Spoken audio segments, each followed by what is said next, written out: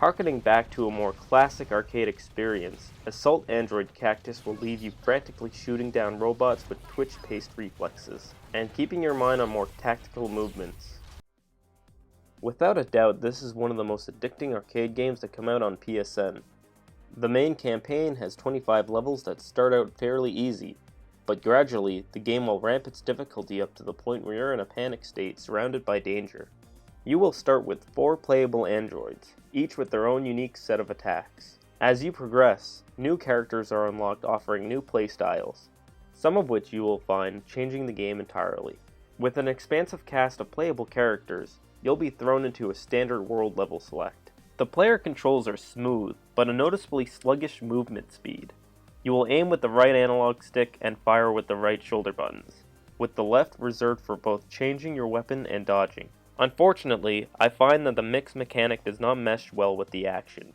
Dodging attacks felt awkward, and it was difficult to pin down the proper rhythm to safely evade certain attacks. Perhaps if the dodge added just a little bit more of an invincibility frame and a jolt of movement, it would allow for more visceral evasions. And switching weapons can cause annoyances, especially if you only want a specific weapon at a certain time. It will force you to dodge again haphazardly, wasting your combo meter time.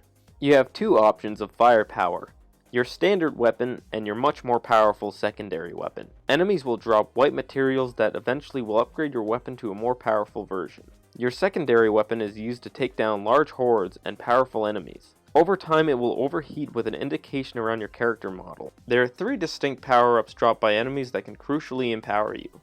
A firepower upgrade which places 2 rapid-fire drones by your sides, a pair of wings which will speed you up incredibly, and perhaps the least enjoyable but most essential, the power down, which will freeze your enemies in place, allowing you to sweep up. Each arena offers a new spin on the gameplay. One arena might have conveyor belts, which both you and the enemy can use to move around the map. Some will discard platforms entirely, or shift the perspective to welcome deadly hazards. The variety in level designs will keep each new playthrough fresh and invigorating, offering new challenges and new playstyles.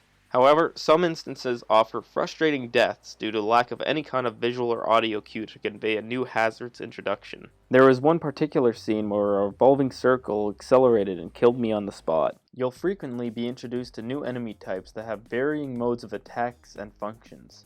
On repeat playthroughs of a level, deciding which is the most dangerous will serve to mix up your strategy.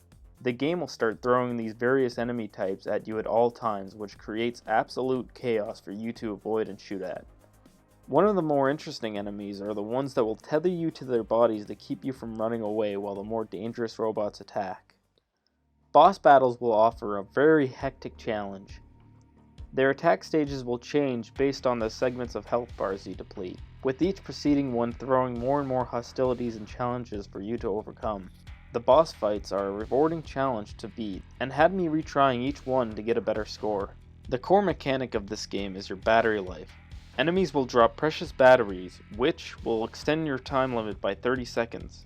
It will also revitalize your health. When your health reaches zeros, you'll shut down, in which you'll need to mash one of the right shoulder buttons to get back up.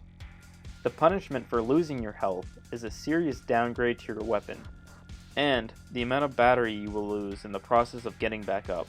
You will also take a hit on your score at the end of the round. However, the prospect of losing all of your life doesn't feel all that bad, since you'll be able to continue the level anyway. I feel like there should be a limit on how many times you can be brought back. Grabbing a battery can also end up losing your life in some instances, since they will drop around a horde of enemies. I feel like this is a big problem for the game design. Grabbing the battery should offer a limited time of damage resistance in order not to disrupt the flow of gameplay. Players shouldn't be afraid to revitalize their timer and health due to an enemy having an instant death attack ready to squash them as soon as they pick up their battery. Especially since the battery has a limited amount of time before it disappears. It creates a moment of desperation in the player to pick it up as soon as possible. The music is serviceable at best.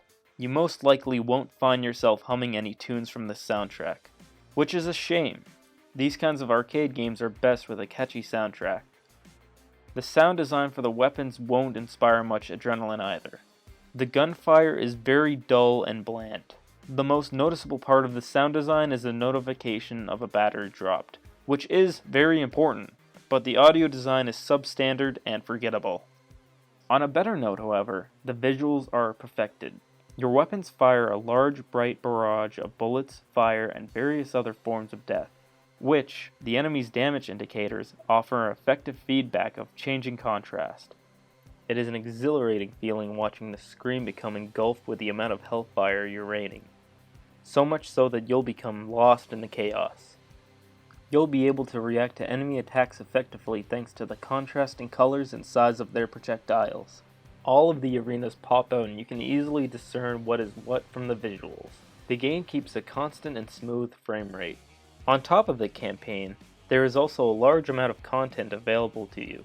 There is up to 4-player co-op, which also scales the amount of enemies in the game, as well as daily challenges and an infinity challenge, which both serve as their names imply, throwing you into an ever-changing arena to fight hordes of enemies from the campaign. It is, however, disappointing that there isn't any online functionality, other than the leaderboard scores. Probably the most interesting addition are the EX options, which can change up the rules of the game. The most interesting one is the option to change the perspective to first person and play the game as an FPS. As you soon learn, the game is entirely unplayable, in which case you'll quit and turn it off. Assault Android Cactus is a dumb name. However, it is a flashy, stylized fun machine that will test your every reflex. It plays well and gets very addicting. It offers something new every day and a variety of other things. At some point you'll find something you like, and hopefully, unlike me, you'll find someone to share it with.